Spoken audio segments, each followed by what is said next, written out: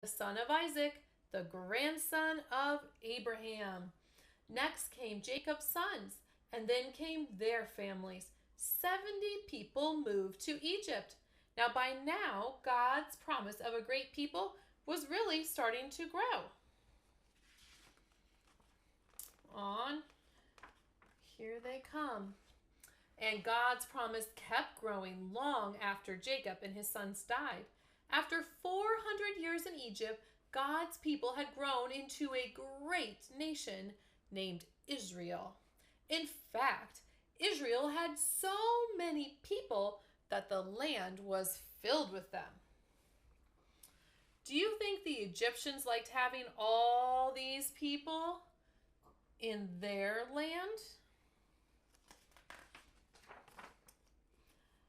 Pharaoh, the king of the land, hated the people of Israel.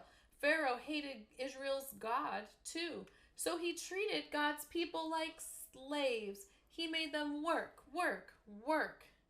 He was so evil, he even killed some of God's people. God's people were in trouble.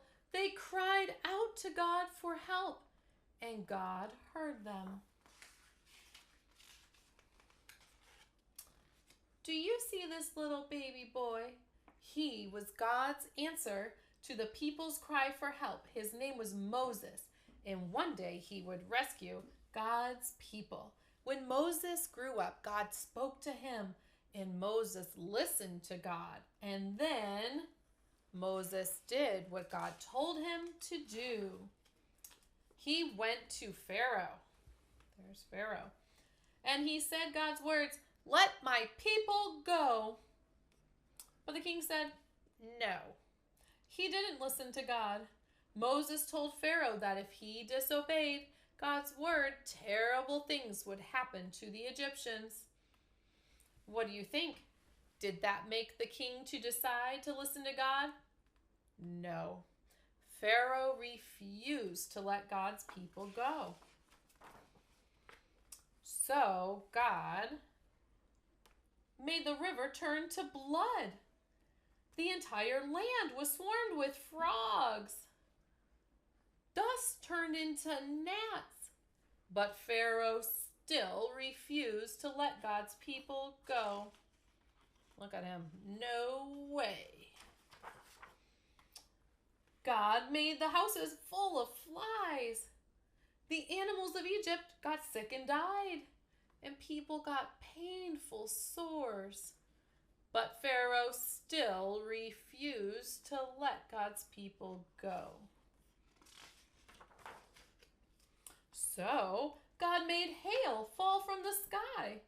Locusts covered the ground, and darkness spread over the whole land. But Pharaoh still refused to let God's people go. Can you imagine what it would take for Pharaoh to let God's people go?